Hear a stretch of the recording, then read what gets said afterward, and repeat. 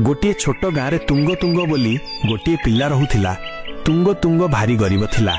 तार बापा माँ से छोट बेलू मरी जाइथिले। से अलगा लोकंक बिलरे काम करी निज पेट पोषुथिला। दिने काम सारी तुंग गोटे गछ छाई रे बसी चप खाउथिला। सेतिकी बेले गाँर दुईटा दुष्ट पिला आसी कहिले, कौन रे भोकिला, पानी बिना खाउछु, एइने पानी। एमिति कही से माने टिके भी लाज न करी ता उपरे परिस्रा सुसु करिदेले ओ दुहे हसी हसी चलीगले। तुंग तुंगर जीवन गोटे जियंता नर्क हो जाइथिला। दिने पाख गाँरे गोटे बड़ मेला लागिथिला। तुंग तुंग भाबिला जदि मु मेला को जाई किछि बिक्री करे तेबे हुए तो जीवनर कष्ट टिके कमी जिवो। से काहाठू उद्धार करी गोटे बाइक नहीं राति अंधार रे बाहरिला। किंतु किछि बाट जीवा परे गोटे जोर गाड़ी ताकू चकटा करिदेला।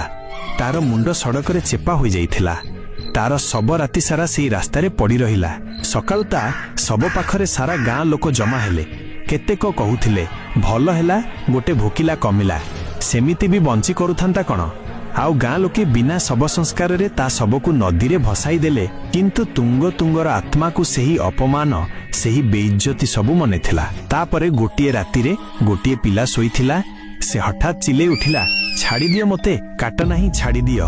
ओ सकाळु तार सब गोटिए गछरे ओलटा होई झुलुथिला बिना मुंडरे। सारा गाँ हलिगला, केही किछि बुझी पारिले नाही। तापरे आउ गोटिए राति रे गोटिए शब्द सुभिला। ओ सकाळु गाँर मझिरे दुईटी पिलार खंड खंड शव पड़िथिला। ओ माटी रे रक्तरे लेखा होइथिला, भोक सह खेल नाही। सारा गाँ डररे कांदी पकाइला। सेतिकी बेले गाँर जणे बुढ़ा लोक कहिले, जेबेठु तुंग जाइछि सेबेठु एसबु हेउछि, आउ काहींकी नहेबो।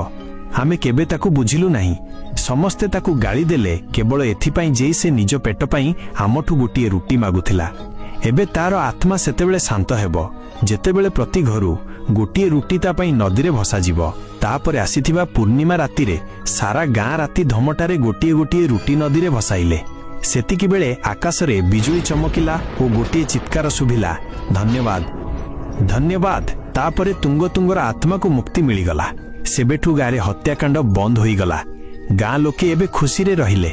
किंतु आज भी प्रति पूर्णिमा रे गाँ लोके डर रे गोटिए गोटिए रुटी सेही नदी रे भसांती। तेणु दोस्तो भोक ठारू बड़ अभिशाप आउ किछि नाही। केबे काहाकू रुटी मागुथिबार देखिले हस नाही।